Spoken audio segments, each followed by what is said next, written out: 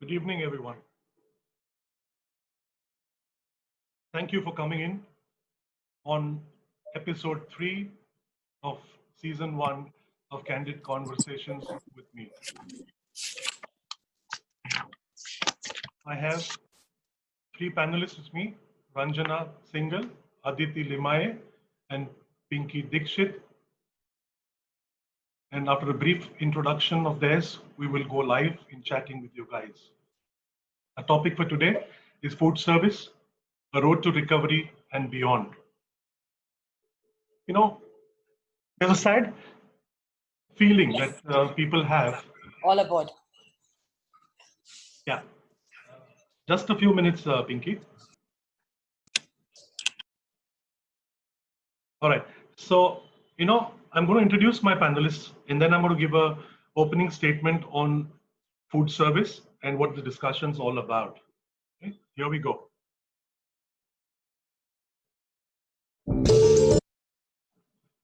Well, Ranjana Singhal is my first panelist. She's a partner of the Terra Company or the Terra Co.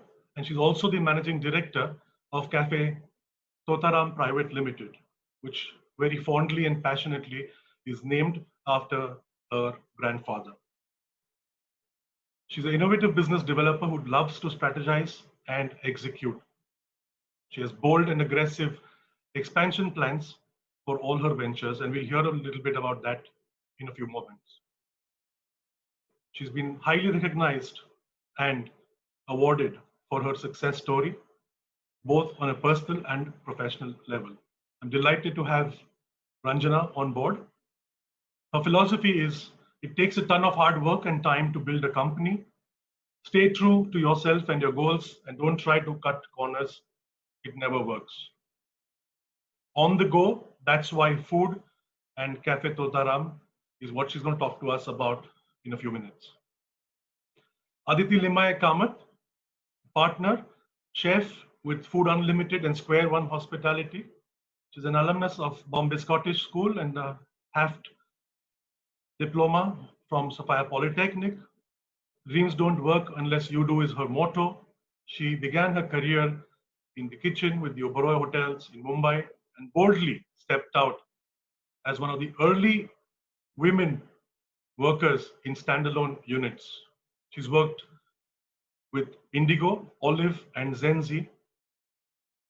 The entrepreneurial blood in her just took over and she had to start her own stuff.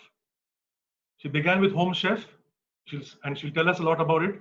She has many more brands, Open House, Quarter House, Sizzle House, and the beautiful Cake Studio, which does some fantastic 3D animation and designer cakes. The last panelist for today is Pinky Chandan Dikshit, my batchmate, my dear friend from Sophia's. She also has a diploma from Le Cordon Bleu. She's extremely passionate and affable. She is the co-founder of SOM. She wetted her fingers and her her industry knowledge by researching long forgotten recipes with Mrs. Tarla Dalal. Som is her contemporary Indian restaurant, which specializes in home-style comfort cooking. She started, and she was born and brought up, if I'm not mistaken, in Mahabaleshwar. I know she spent her childhood there. And I think her belief of food comes from there, that healthy, local, sustainable, seasonal, just like her offerings at Som. She's a proud and loving mother of a 10-year-old Ariana, who I just saw a few minutes ago after ages. And Pinky, smilingly, as always, juggles her way between family and work.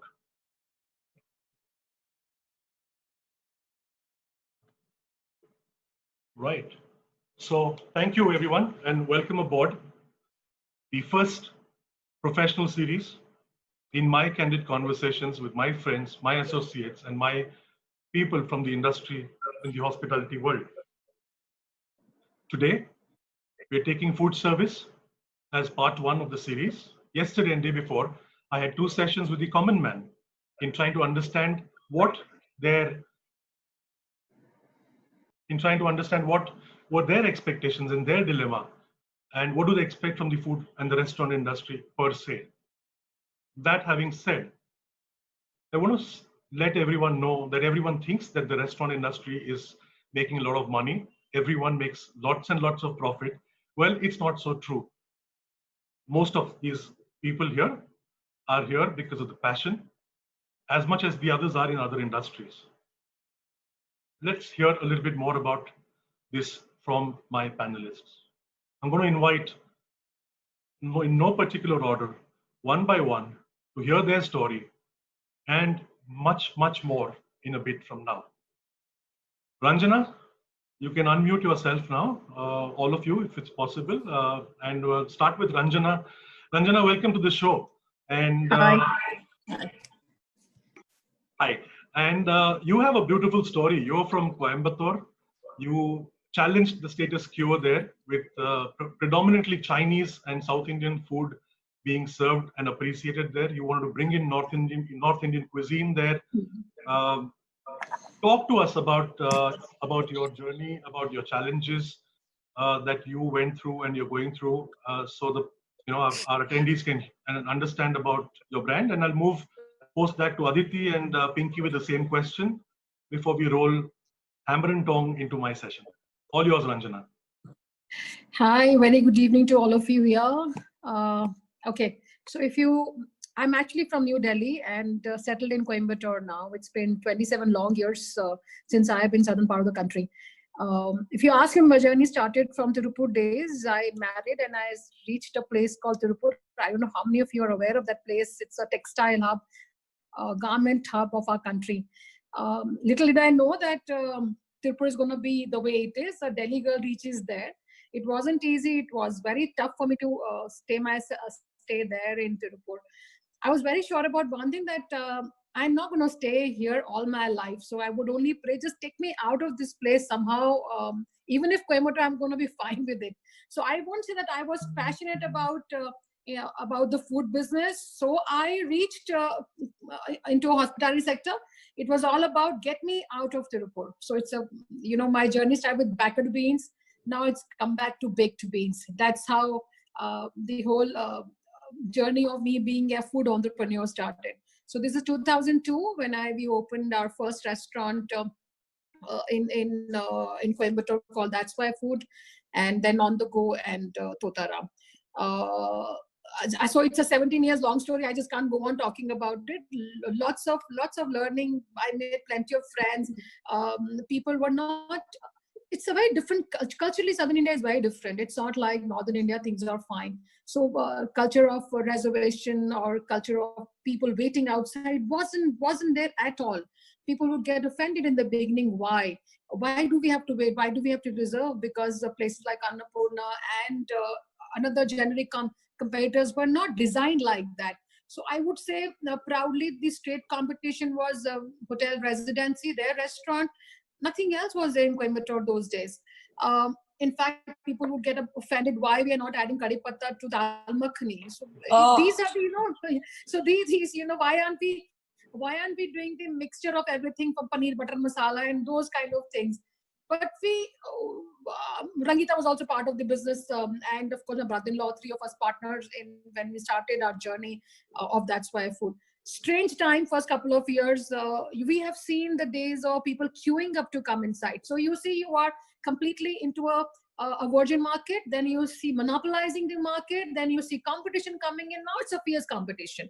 So let's not talk about COVID for a minute, but yes, and in times like those where Tiva, That's Why Food started in 2010, On the Go started in 2014, Cafe Totaram started.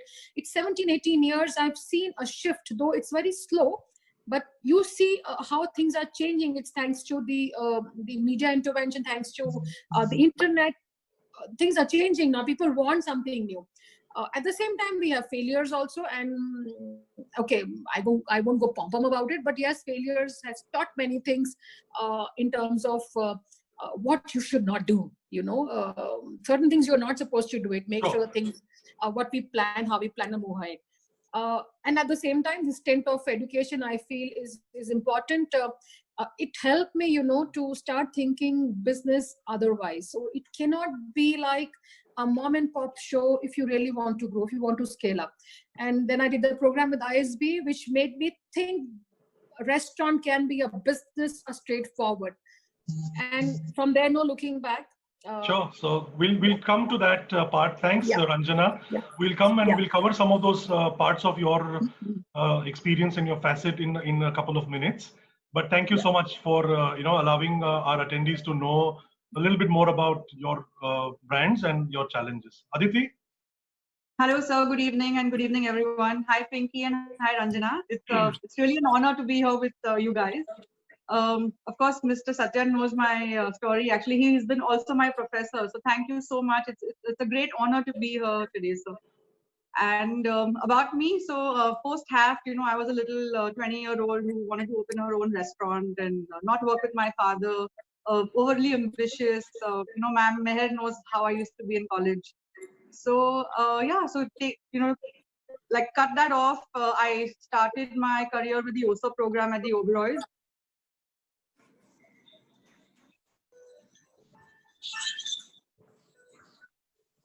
Aditi, you muted yourself, Aditi. Can you unmute yourself? Yeah. We lost you a bit. Sorry. So yeah, so when I was in half, I remember, I was very kitchen oriented. I always dreamt of becoming a chef. And my professors really helped me to be what I am today. And when I would go for my interviews, I think my hard work really paid, half really paid. And I was selected in every property that I went for an interview to. Cut to, I remember Mr. Satyan once asking me, why are you going for interviews? You have your father's restaurant. Are you really going to work? And I remember telling him that, sir, I want to work. I want to work elsewhere. I want to gain my experience. And then I would want to venture out to do my own thing.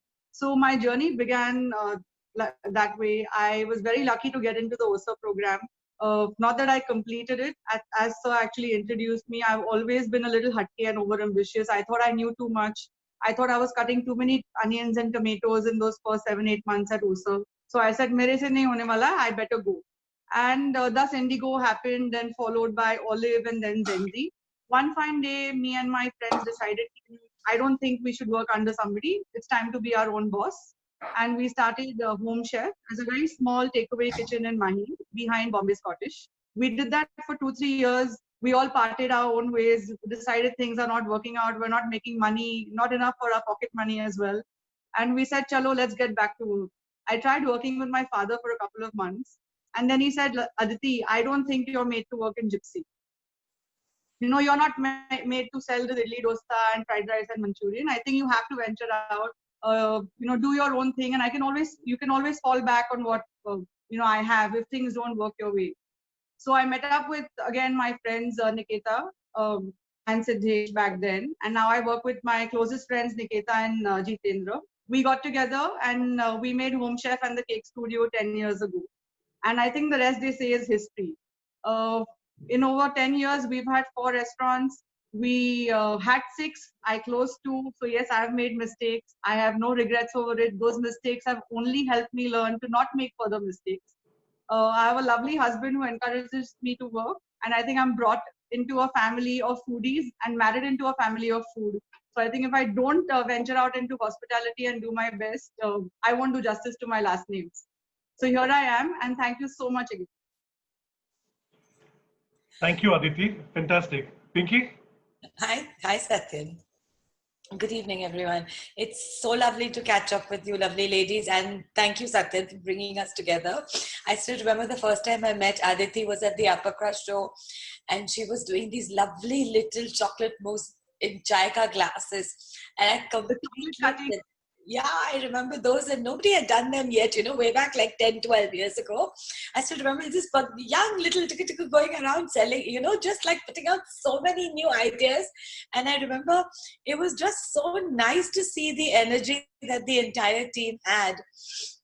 And coming back to, what the introduction that we're supposed to do here, which I think is, like you said, I come from, again, much like Aditi, a family which has been in the hotel business for a while. I was raised in a resort in Mahabaleshwar and did my schooling in Panchgani and came to Bombay to do my education, and then married this lovely classmate of mine who's now my, sort of the wind beneath my wings in many ways, sits there strongly supporting the jazz that I do, along with the other family that I have that's also been extremely supportive. My brother, who co-founded Som with me. And earlier we used to run another business called Wraps and Rolls, which with my husband, and that's another QSR brand that we ran. So for me, it was a classic clash where one was a nice QSR small flat module, and the other was Som, which was a complete contrast. It was digging up old recipes.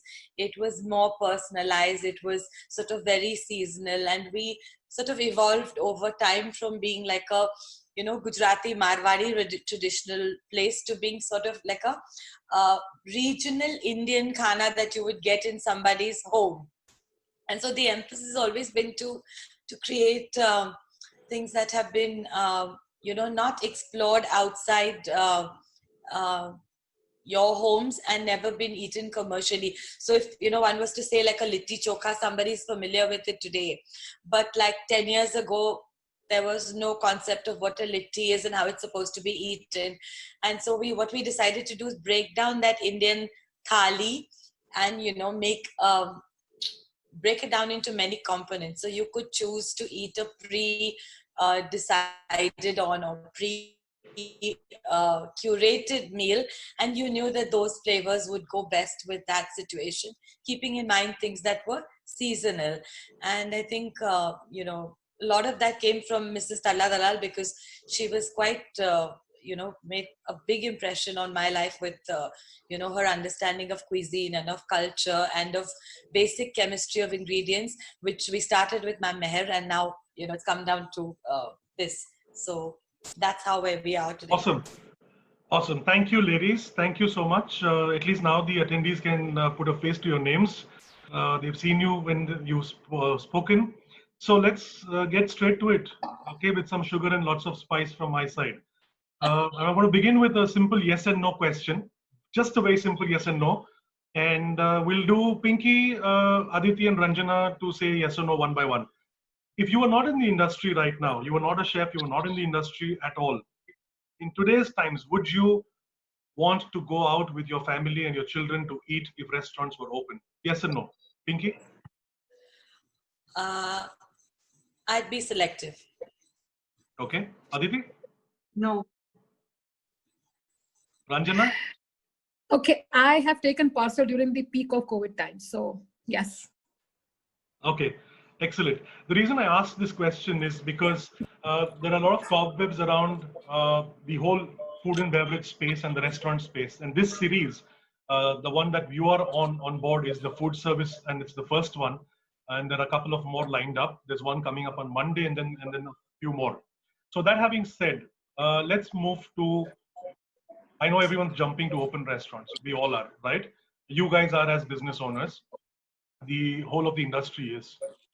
What's the feel? What's the feel that you guys have? Okay, there is a very, very low confidence level within the general public of not with your brands. This is not with your brands, but about wanting to go. They want to go out, but they don't know enough. While the NRAI, FHARAI, and the FSSAI and every hotel and restaurant body has enough and more guidelines set across, which hopefully have come across to you guys, and you guys are doing your own bit. What do you do as business owners to gain the confidence? What will you do if you're doing anything? Please share with us to get and gain confidence for a customer to come back to your business. Ranjana, you can start, please. Okay, so I actually, when we were closed for entire April, actually March end closed and April completely closed. So we were allowed to do takeaway service, but somehow I was scared myself. It took me also a while to be emotionally fine because my employees were also involved, and most of my employees are blue collar employees, have come down from Bihar and other various places. What happened actually when we started the delivery from May onwards, 8th May exactly. First thing I did was, if I was the customer, how will I take the parcel, because dine-in came much later in June. we worked so closely with it, and finally we became we packed our food in the bags, put our temperature of our chefs and temperature of the team, and do's and don'ts, attached a sachet to the bag, and that became viral. In fact, the BJP General Secretary made it viral on a Twitter also. So this is how we started innovating to build trust, and at the same, even if the smallest of activity, to bring the trust back with the customer, we are posting it on social media. I was going ballistic on our social media pages that what we are doing has to reach to the customer. And fortunately, if you look at Coimbatore, is a very small town. Everybody knows everybody. Here, it's not like big cities like Bombay, Delhi. Nobody knows people. Here, people know everybody here. That, and since our reputation of being in the food business for so many years, and we are the most dependable brand, it worked in our favor very well. That was for the packaging of takeaway and deliveries. And later, when we opened for dine-in, we made sure the entire SOPs were rewritten by the team. You know, what practically makes sense, what we can do. And as a restaurateur, it's not like we have heavy budgets or huge budgets to do what hotels can do it. So with a lot of logic, we created SOPs. We sat down with the team and created that this is the process going to be, which worked in our favor. Though I won't say I have a 20% today, like we're sitting in July, 20% for my revenue comes from dine-in, which is unfortunate. Major my revenue comes sources, deliveries, takeaways with the revenue. And at the same time, we started working on DIY kits. You know, we can create the kits for them. They can cook it at home. And I've been talking to a lot of people in the industry. You know what? It's a question of survival right now. If I'm going to survive, I'm going to revive. So margins can thin down. As long as the cash flow is there, you can manage to sail through this difficult time. But as a leader, to be very, I don't know what Pinky and Aditi, how are you managing? But sometimes as a leader, you break down, but you have to show a face. I'm fine, you know. I'm doing fine. I'm going to be out of it soon, you know. These are the challenging areas. Yeah. Sure. Thanks, Ranjana, for that perspective. And I'm going to pick up a few of the points. In fact, I have them listed as to whether you guys are doing that or not. But fantastic. And I'm delighted to hear that your dine-in has started. Here in Maharashtra, it hasn't. In fact, it's been a yo-yo. And I've got a couple of latest news across, which I'll share with you guys in a bit. But wishing you luck, and we'll hear a little bit more. Pinky, what are you doing? So much like Ranjana here, we shut operations on the 14th of March. I had a large workforce that was migrant labor, and we started work around the 16th of May, which is when we categorically decided to, you know, cut the team down. People who were due for leave, I sent them home safely. The ones that had stayed behind were ones that were already back from leave in February. So they assured me that they were going to hang on. We're going to be able to function operationally. And what was practical for us was to cut the menu, the inventory, so that we would minimize wastage. We'd be able to work out of a small team, manage keeping the hygiene SOPs in place, keep the other stuff, you know, which was, it was not second nature. Mask pehen ke kaam karna hai, gloves pehen ke kaam karna hai, you know, sanitize karna hai. Those things took a couple of days to sort of, you know, I'd say a week or two to, you know, slowly remind them and get back in action. And then there's this whole protocol of check the temperature, get the oxygen levels done every day, every couple of hours, and monitor, you know, stuff coming in, going out, if that's sanitized, if that's clear to go, and, you know, whether delivery is being handled safely, whether, you know, do a couple of mock trials. Much like she said, we've actually done a hell of a lot of mock deliveries to see which ones were reaching safely, which ones were not going in well, whether people were accepting food at a level where, you know, it was going to the watchman or it's been mishandled.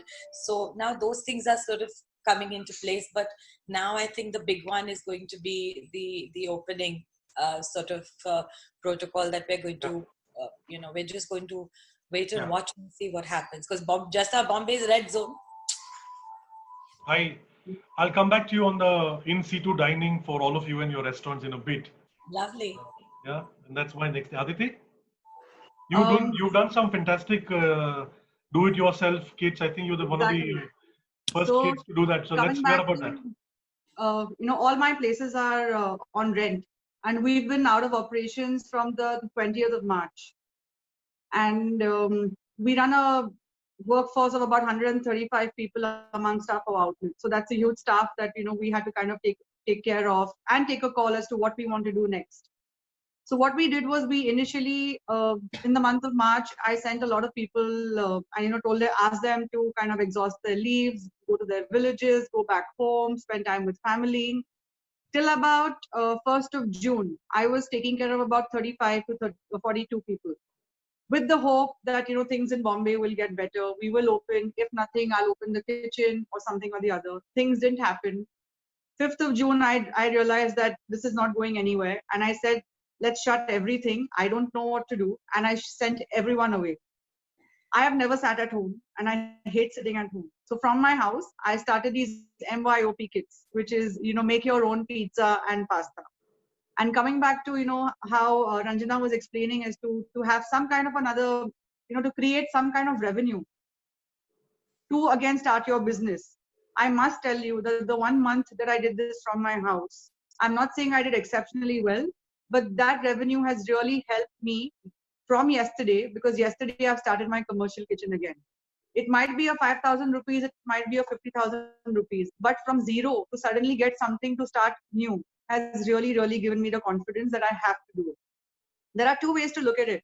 One is whether I want to do it. The other is whether I should do it.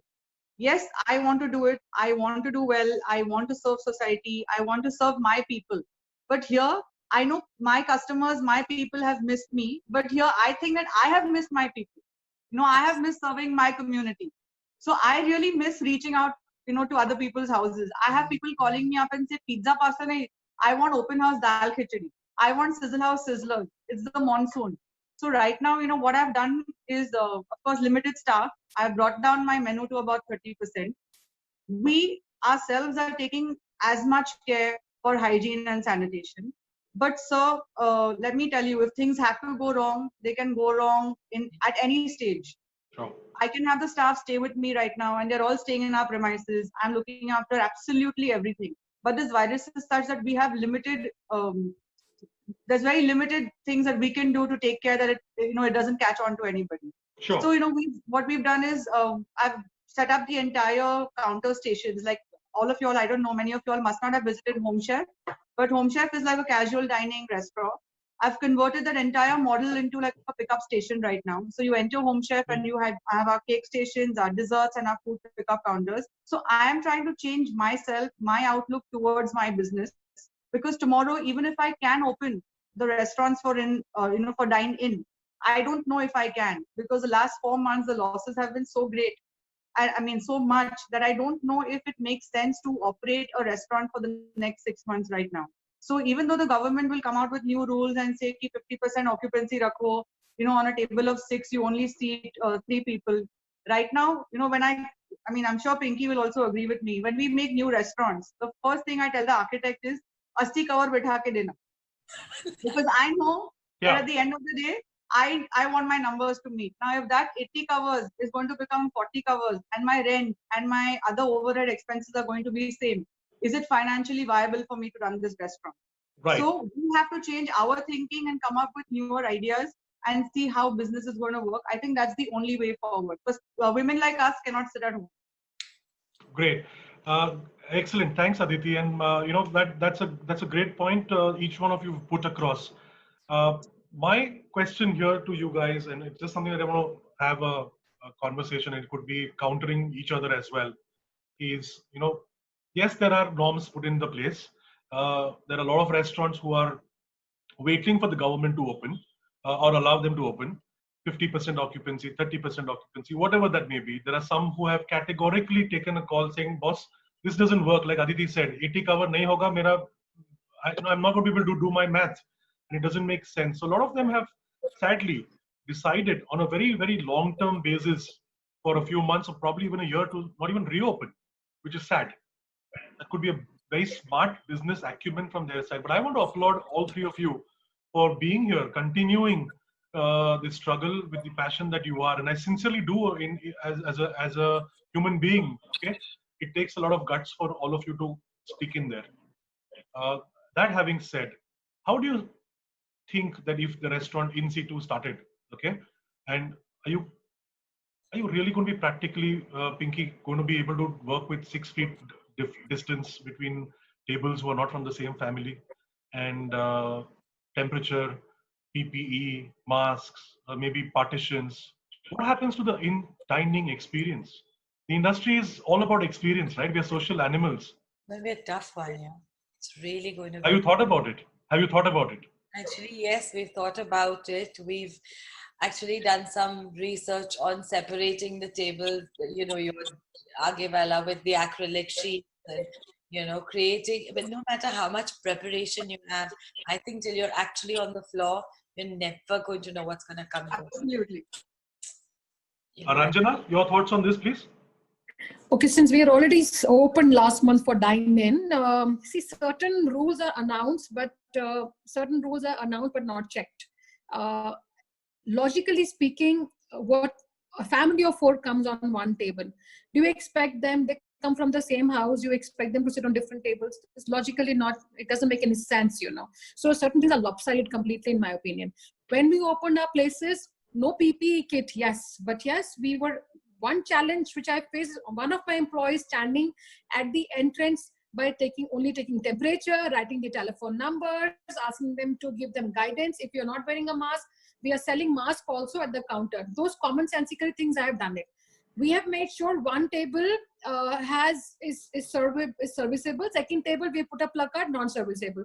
Commonsensical things what we have done. I have not removed the table and chairs from my premises. Now let's see So, the I'd second like to aspect of it. Sorry? No. I was actually coming to the point where why do people go out? People are Yeah, going. right. People like to go out for an experience, and if they Correct. can't get that experience, do we really think people will still want to go out? I love the food, No. but there is a certain atmosphere that the restaurant holds. What me and my family like. Now, if I'm not going Right, to get yeah. that at home, and if Som promises that they will pack that same food and make sure that this food reaches my home, and the food Yeah. still tastes good, then I would rather Yeah. do that than step out for a dining out experience. See, I'll tell you what I think, see, each city is designed very differently. Mumbai is very different than the Coimbatore. For us, entertainment is going out and eating. Travel time is not so much. So this concept of eating home can last till it is imposed on people. Given a choice, they all would love to go out and eat because that's the experience they want to go. This is what I'm talking about, Coimbatore per se, right? Now let's talk about, right now fear is there. People do not want to step out because they are scared of COVID. It's going to stay with us for some more time. I believe that. Now I don't see it's opening in October, November, December. I don't see this happening. But if I do a data analysis on that, if I understand the number work very well, a city like mine where already 40% of restaurants have shut down, right? So 60% of people are those who are running their restaurants.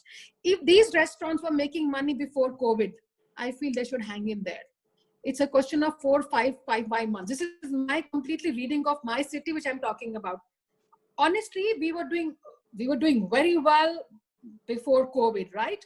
So the brand is already established there. If I just hang in there and make sure that I survive to a break-even figures, I can sail through this difficult time. We all will sail through this difficult time. But yes, you have to make sure that you sail through and you are making at least reaching the break-even figures. You can't go on pumping money from your own pocket for long. This is how my analysis has been there on my business. Yeah. So I have something to say about this. Please. I think that if each one of us targets our audience well and takes care of our community, when I say community, is that all my restaurants are in Dadar and Shivaji Park. If I assure the people of my area that, you know, my restaurant is taking care of all the hygiene and sanitation norms that are there. If I am myself present at the restaurant, which right now last 2 days is happening, there's no manager, there's no chef. It's like a mom and pop restaurant. Last 5-6 years, you know, we expanded. We had our managers. I had a kitchen supervisor. I had a store guy.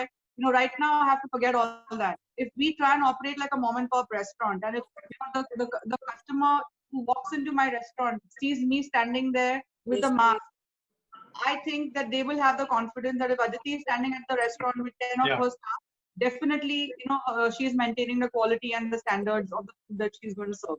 I think if we can just give this assurance to our customers, half the battle, is won. I think Absolutely.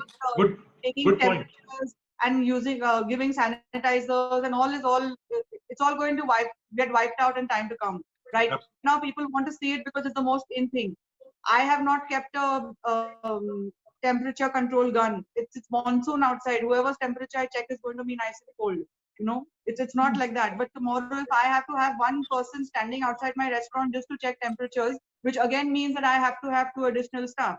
Right Yeah. now, I have to operate with limited staff, limited menu, and take care of my team first. It's only if I take care of my team, I'll be able to take care of my kitchen and hence, the consumer where the food is Yeah. going to reach. No, I hear you, and I think that's a great point. Pinky, you have anything different that you're doing or anything unique or anything, or are you following every rule? What I'm noticing now is that, coming to this topic of how Ranjana was sharing that, people like to go out because it's their entertainment. And Bombay, for one, dining out is entertaining and dining out is also a need. So like I have a lot of people who pass by the restaurant, even during this COVID time, will say, I went to Nariman Point to do work. I was going back home to Andheri. Can I stop by quickly and pick up a bite? So it's become so regular that there'll be some guests who've actually come by, stepped outside the restaurant, sat in their cars and expected to be given their food inside the car. They're eating with their cutlery, crockery, putting it in the garbage bags and running up and going back home. So I'm seeing, ours is also necessity. If you've come from, wherever it is you've come from, you probably haven't carried a meal or, whatever. So I think in Bombay, we should probably bounce back a whole lot easier. Coupled with, what Aditi said, absolutely makes, my comfort factor is very high when they know, you're sitting there in the restaurant, and if you're there, things will be far better. They'll feel just that much safer. Great. It's an assurance. It's completely there. You're just like standing there to make sure that everything feels good, and because you're there, they know that everything is taken care of. Sure. Pinky, I'm also standing there because I feel good and I'm not at home right now. Array, tell me about it. And actually, it's a city's rule also which makes a difference. Aditi, when you were saying that I cannot make sure that one person stands there to take the temperature of people, but in our city, it is so compulsory that even if one step I miss it, shutters are down. Especially the restaurants on the main road. So a lot of checking is also happening. You can't take certain rules. Yeah, Ranjana, checking I happening. don't know how it is happening, but Coimbatore, the rules are very strict. You cannot. The collector is, though he's also suffering from COVID now, poor guy, but he is been very strict in our city that we have to make sure that we abide all the rules. Ranjana, are you working on all 3 restaurants together, or you're just operating 1 or 2? No, all 3 restaurants. Wow. All 3 restaurants. All are operational. All are operational. Really good. That's off, man. More power to you. Seriously. Lovely. It's Okay. tough. It's tough. Yeah. Super. So tell me one thing. I know in Bombay and the major cities, and I'm sure it's in the smaller ones as well. And there's this new home cook, not Aditi's brand, but home chef and home cook and uncle, auntie, bacha, and the whole family cooking at home and going crazy. Some of them very enterprisingly have started selling their stuff within their building societies, in and around, co-sharing and stuff like that. Sunday ko, I'm making this, so you have in a big society, 20 flats, you can order from anybody. Do you guys find that as a threat, or do you think it's just it's going to pass on in a couple of days? So I'm going to take a couple of minutes with this. Please. Please. Considering I also did this from home for 1 month, I am no one to complain. But there is definitely a certain segment that does trouble me, does bother me, and does bother my business. Why? Because here I am paying rent, I am hiring staff, I am paying their ESIC, PF, and so on and so forth, which is a never-ending thing with our government.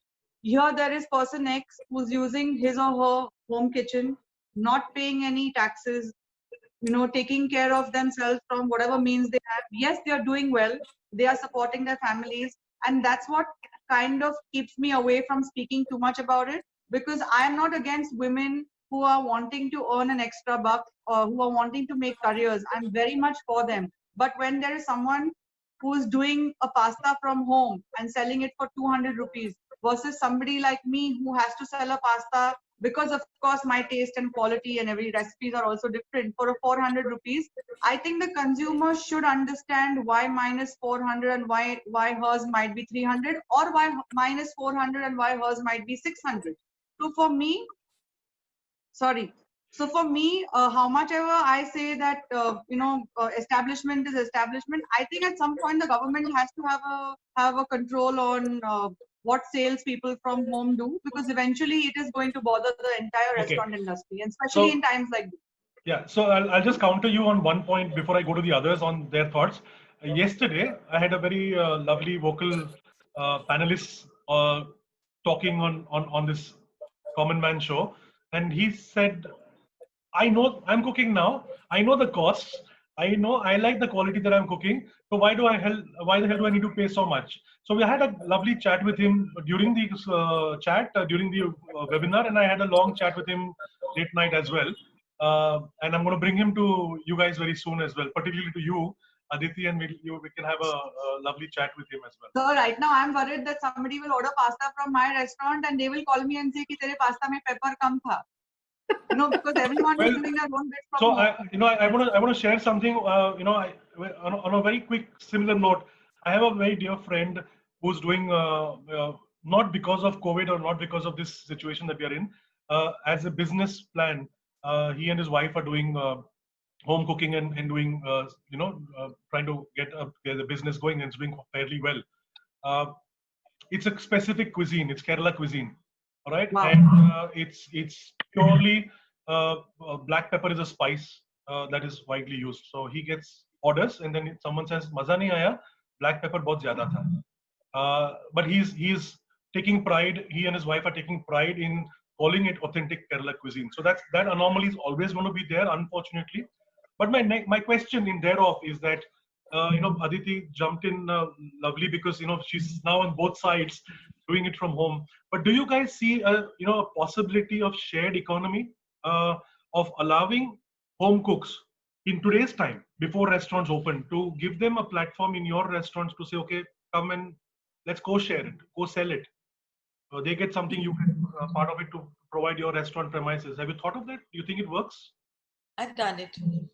What have you done, Pinky? Share with us. So not currently, not in this COVID situation, but we've had this lovely girl called Geetika, and she does Assamese food. We wanted to promote her cuisine, and we did a festival around New Year's Eve, around their New Year's Eve, the Assamese Bihu festival.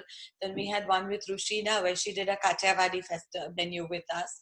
We had a couple of other times when we've had people who've been home chefs. They've come and either they've shown us what to do, or they've cooked it themselves and we've served it at the restaurant. Right. So Like let me. Yeah, like a pop-up. Yeah. So yeah, I'm not talking about a pop-up. I'm talking about in today's times where the home chefs and uncles and aunties are cooking fairly decent food and selling across.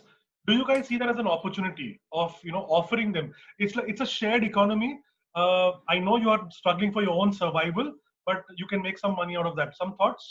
Yes, Aditi. So right now I'm looking for somebody to make me nice homemade mayonnaise. Homemade mayonnaise. There is an opportunity. Yeah, but okay, good. So maybe you need to go back to first year Haft and open the journal and see. Only thing your hands will start paining. So right now it's all about convenience, right? I have a shortage of staff, so instead of making mayonnaise and spending time and getting one person do that for 2 hours, if I can get something like that outsourced at a good price, then why not? Okay, so I'll do one thing. Things like this might help. I will connect with you. I'll connect you offline with someone who is safe and does this, and Pakka homemade mayonnaise, good, Sure. attested by me, and you can take it forward if it works for you. I'll do Just it. don't tell Ma'am Meher I'm doing that. she's hearing you. Ranjana, thoughts on this point? Yeah, okay. Now, when you ask one question, whether there would be a threat, opportunity, I don't take homepreneurs, these home chefs as threat. Yes, every time any kind of disruption happens in economy, there are opportunities available. Some grabs it, some people do not grab it. Now, look at the restaurant business also. If you look at the restaurant business, every second day, restaurant mushroom up and they close in 1 or 2 months of Same thing is going to happen with these chefs also. They're going to start with the complete zeal, and after 3-4 months, the fatigue starts setting in. Then the inconsistency, and that's how you start closing it. Only people will survive in home chefs category, all those who are doing fantastically something who's no one is doing it before. They are here to stay. Then are they going to be a threat to you? Generic competition will always be there, be it Ananda's for me, Annapurna, or somebody making idlis at home. They are generic competitors. But where is your product different? Than define your brand. And for me, that's how I don't focus what people are doing it. I'm focusing what can I bring in my business space in terms of innovation. So opportunity available for them. Please come join the gang of our into our community. But at the same time, are you here to stay here for long? It's not easy. Believe me, if we three are there, it's very not easy to sustain yourself for long, because fatigue does set in. It is not possible to stay focused for months together with no help. It is tiring. Right now taking advantage, make a quick money, and you will soon be out of it. There'll be 2-3 people will survive. That's how I look at it. So it's fine with me. Great. No threat to me. Great, thank you. So before I move on, probably towards the final leg of my session, just want to share with you people who are listening, you will have a Q&A pop up on your screen. That's where you can use it to chat and ask your questions. They're restricted to panel view only. So please feel free. I've got a few questions coming in. I'll take them towards the end. But it's there under the Q&A pop up. You can send shoot your questions thereof. All right. So the next thing that I want to check with the three of you is that, are you guys worried about sourcing of your raw materials in today's time, and how dependent are you on the sourcing, the supply chain, and the quality, which is obviously probably it's not as stable as it was earlier. When I say the supply chains of vegetables and meat and stuff coming into your kitchens, so you obviously have your menus shortened, etc. Yes. Are you worried about the source and the quality of your raw materials? Any thoughts, Pinky? Let's start with you. I've had a difficult month of May and mid-June, while Bombay had a slightly stricter lockdown. So literally there were times when I was going and picking up my produce from the vendors because they didn't have any delivery. But I think for the last month or so, we're doing pretty good. It's all coming back to some sort of normal as expected under the circumstances. Aditi?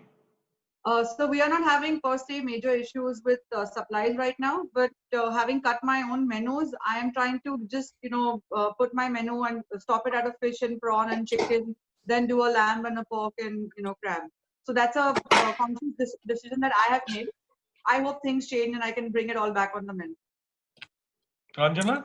No, we never had a problem from day one of supply of any product, vegetables and extra. And we were sourcing few things from out of Coimbatore. That also, eventually we just started buying everything locally. Sometimes we get a problem of buying English veggies, but that's also Uti's started now delivering it to us. So it's not a problem at all. But yes, consciously, as Aditi has taken a decision, I have stopped using, we don't make anything out of fish anymore because it's an expensive thing and the food cost is very high. So that's a conscious decision we have also taken. It's 70% of my existing menu, which I'm supplying right now. Great. So I know Pinky's restaurant and the menu is purely vegetarian.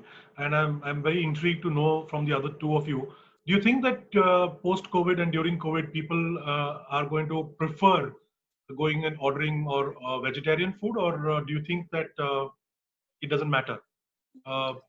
Let's start with Aditi on that first, and Pinky doesn't have a non-veg menu, but I'll love her to hear her opinion as well. Aditi?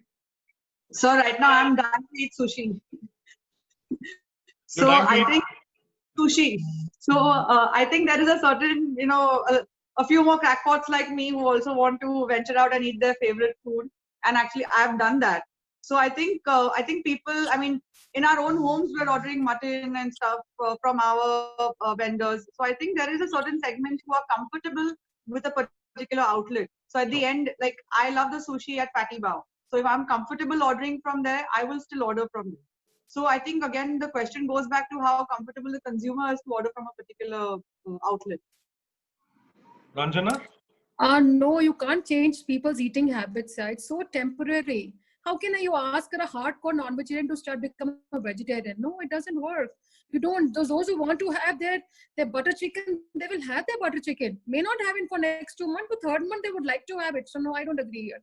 This is a temporary phase we're all going through. I am not saying that don't be agile. Let's be agile and let's be more adaptive. But that doesn't mean that let's complete changeover of our businesses. No, I'm not. Your brand is famous for certain things. How can you bring in change there? Suddenly I can't say we start selling completely vegetarian food because COVID is there. No, it's fine. I think just hang in there. I'm sure next couple of months when we meet again like this, we will be on a different platform altogether. I'm very hopeful in life. Yeah.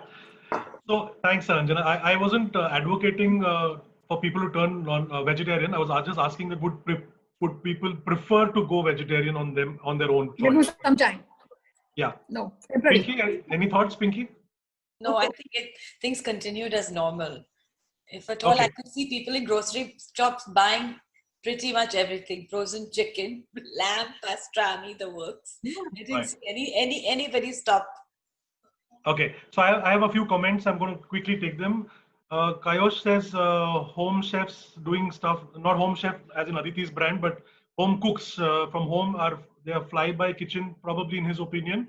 There's a question from Parth which says, do you think post-COVID home chefs would turn into a brand or an establishment, or is it just going to die out?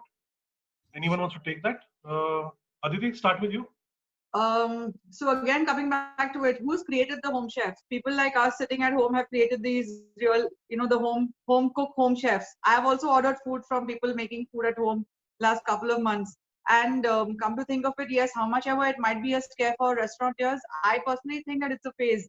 And if the government acts on it, and again, with the kind of government norms that keep changing in our country, if these home chefs who are doing right now stuff from home and who claim that it's so much easy to get 70% profit into a dish that I'm selling, and if suddenly they are asked to pay 20% VAT and 18% GST, I think they're all going to shut shop and go back to their jobs or just sit at home, and they'll probably enjoy that for sure. Pinky? Yeah. Yeah, Okay. Go ahead, Ranjana. Go ahead. No, let Pinky go ahead. I can talk. That's no problem. No, carry on. Go. Okay. No, I feel it's, if you look at it, home chefs will, out of, let's give a number to it, 100 home chefs, and out of that maybe 2-3 will survive. If you give a number to it, 2 to 3%, not more than, will survive. And the moment they also become into a stream like ours, when they become systematic like ours, they have joined our bandwagon. They have to do the government compliances what we are doing it. Then where is the money going to go? They're also going to jack up the prices. That's how the business is going to work. If you want to become a home chef temporary, stay there. But if you have to join our gang, you have to come, and it's going to be a same level play. You cannot get out of it. Our rules are very different. It's going to be same GST, same ESI, same professional tax, which you guys have to start paying it. So, Please so join. I'm going to counter you on that, Ranjana. Just very quickly, very sadly, but again, I'm not in favor or not against it. I just want to make a point that the government, the state and the central level government today, as of today, in the last 4 months, has no problem with a home chef cooking food and selling it in the society, or even going for delivery. No Okay. GST, no tax. I'm sharing some piece of information. But Right. they have a problem with you and me and Aditi and Pinky and all of our other friends opening restaurants. I'm not anti-government, but I'm just trying to explain to you that it's not a fair play, but they are not looked upon as an industry as of now. Exactly. Yeah, and sadly, very very sadly, I'm sure you three know, and a few of our friends who are from the industry, Okay. central government minister. A central government minister has said that the five-star hotel industry is a luxury industry and they don't need anything. The food and beverage industry doesn't need any support because it's not a need of the hour. It's not life and death situation. Sad, Right. but I would look at it. I would look at it that they are insensitive and they're not understanding that with 7 million people employed in India only, Absolutely. and growing, okay, and their families, and then an extension of another 4 million as support people who are working within the hospitality, food and purely food and beverage industry. Not that we are the industry is asking for anything. We're not. I don't think you guys are asking for money. what everyone's asking for is very simple. Take a simple thing like GST. You all are getting, you don't have input tax. You are paying Correct. GST, but you can't claim it back. So yeah, I'm not an evangelist. I just wanted to put that point across. I'm happy for home chefs. I wish them luck, in the long run. And I do think that there is, I do believe that there is in the long run a shared economy. And I will sit with you guys separately if you're interested and have a session on that, maybe offline. But I'm taking a few questions right now. Okay, I am moving on to smart person have outsourced in selling is their own. Okay. Ranjana, right? There's some comment from somebody saying, yes, you're right. Okay, we have a question which says, can we please change the phrase home chefs? I can dress cuts and minor burns. Can I call myself a doctor? Come on. Excellent. So that's coming from a very, very passionate and a vocal industry person, Amar Jog. I'll repeat that for the others who can't see it. He says, can we please change the phrase home chefs? Okay, so Amar, sorry for that, but for lack of a better term, so home cooks or people who are working from home. Thank you. Any other thoughts, Pinky, you have on this particular point? You want to add on? You know, honestly, I'd like to share with you something a conversation I had with a friend yesterday. Now, she lives in one of those gated communities. She's a busy, she's fully employed. She's got a full-time job, but because obviously we're all working from home, she's taken onto this one app that her society has and is busy cooking and calling herself, like a home cook, chef person. And it's very interesting because, she's enjoying doing it. Her neighbors are enjoying relishing her food, but I don't think it will continue once normal life continues, But okay, this is how it is for now. Everybody's enjoying this as best as we can, this whole COVID conundrum. We may as well just take it for what it is and just, let it all pass. I'm sure things will change. Yeah. Good. So on that very positive note, I want to thank each of you, Pinky, Aditi, and Ranjana, for taking time. I wish you loads and loads of luck and success. For lack of time, I need to cut this short, but I will be happy to get you guys back on in series 2. I'm sure the attendees are going to be wanting to hear more on this. I have a couple of them coming up in the next few days. Please join in. Enjoy yourselves, and I want to thank all the attendees as well. It was great chatting up with you, and I'm really happy that each of you were as candid as I wanted you to be.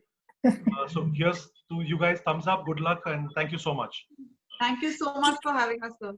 Thank you, ladies. Thank you very much. Lovely meeting you virtually, Aditi, Yes. and Pinky and Satyan. Thank you, also. Ranjana. And Pleasure thank you. completely. We'll chat soon. Thank you, sir. Yeah, Have sure. a lovely evening, guys. Bye. See you. Thank you, Yes, guys. bye. Take care. Yeah. Stay Bye-bye. safe and good luck in your businesses. I wish you really a speedy recovery in the business model. Cheers. Thank you, sir. See you.